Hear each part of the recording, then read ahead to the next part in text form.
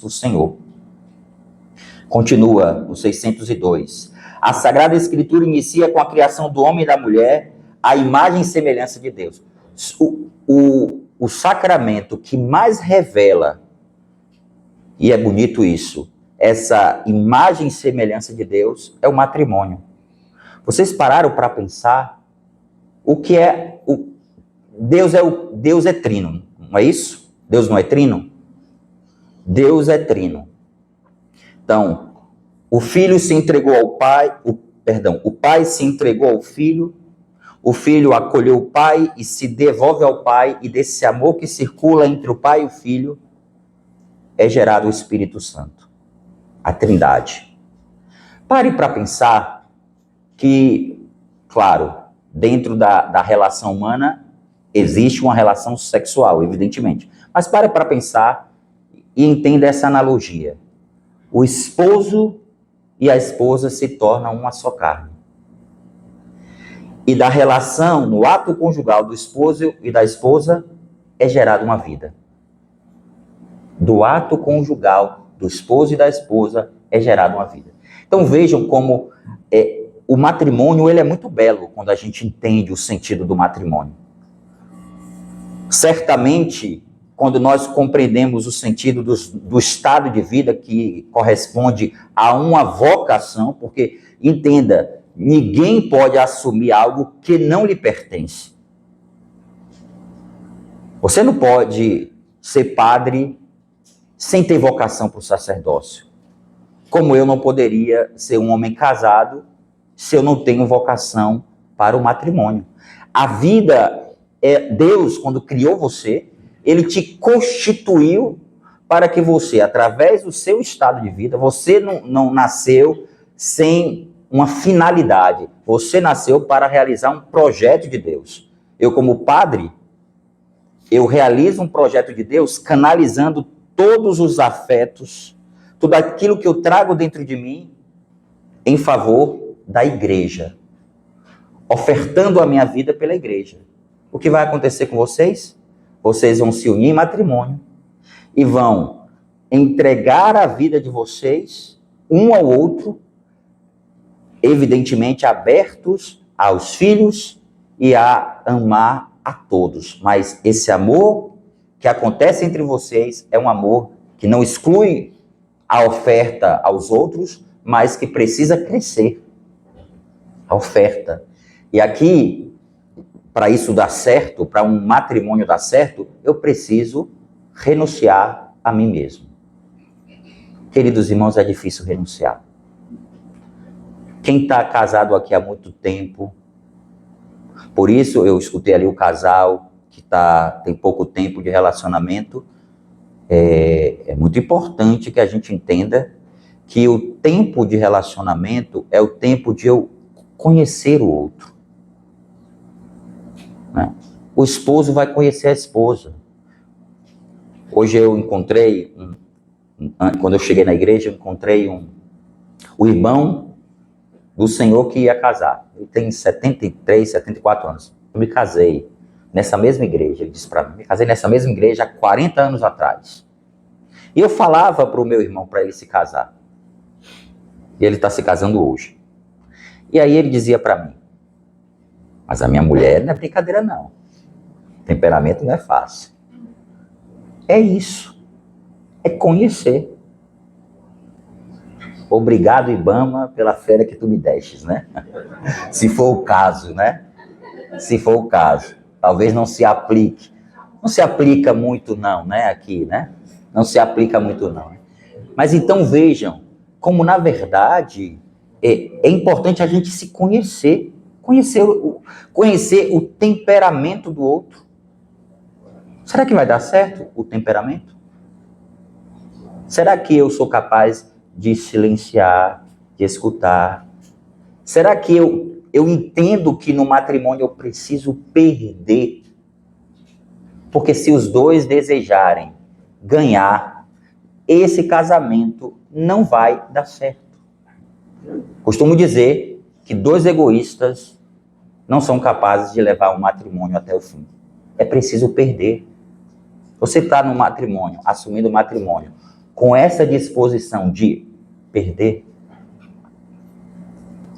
de renunciar, ou você tem na sua mente, e eu sei que a gente precisa desconstruir várias coisas que a gente traz dentro de si.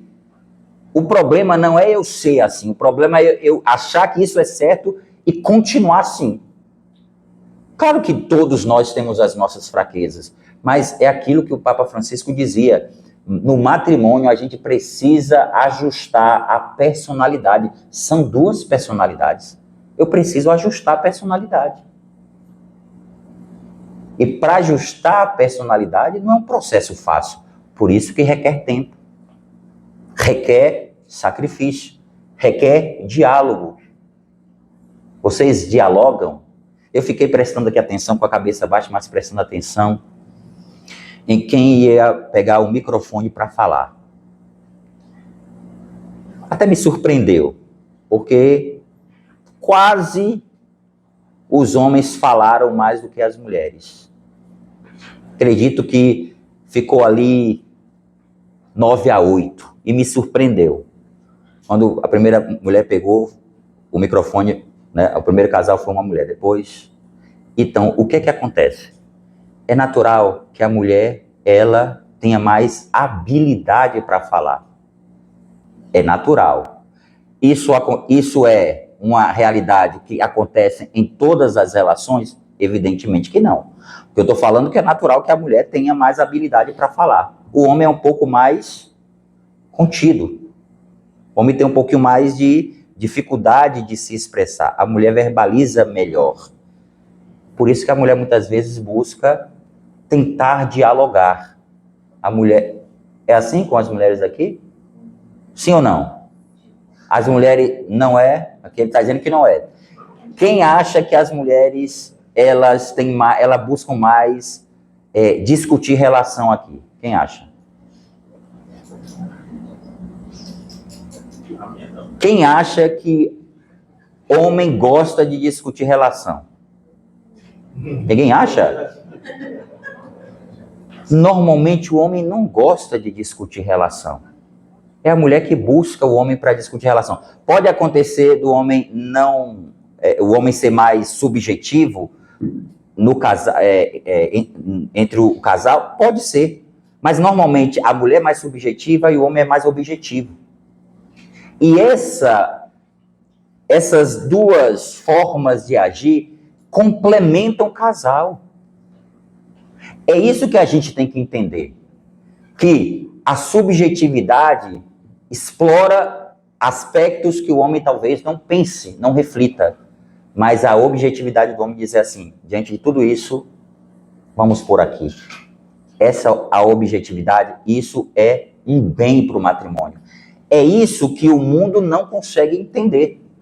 Porque para o mundo, quando o casal dialoga, para o mundo, é como se tivesse ali uma disputa de espaço. Quem manda mais?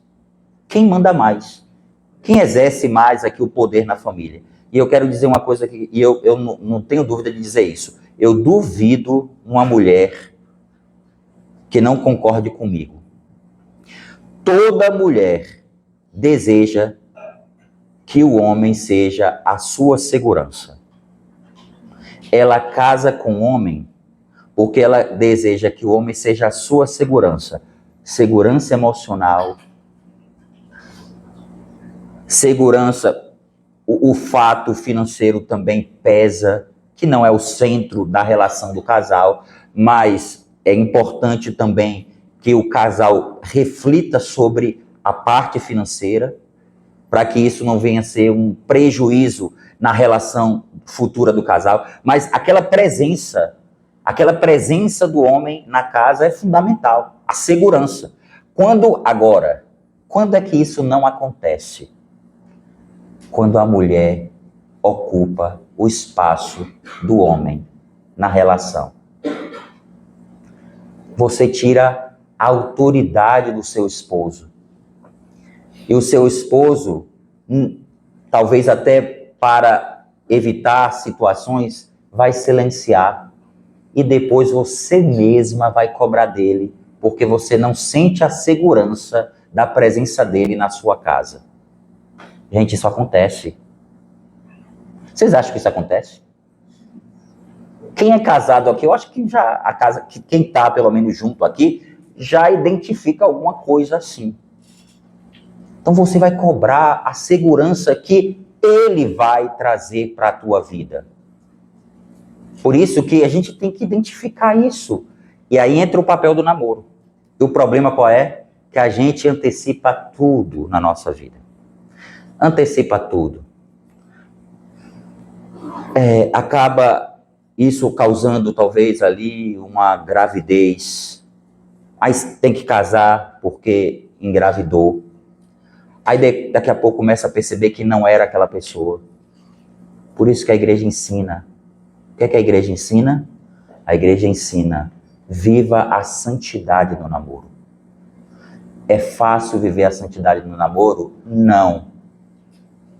Mas o que muito custa, muito vale, já dizia Santa Teresa, né?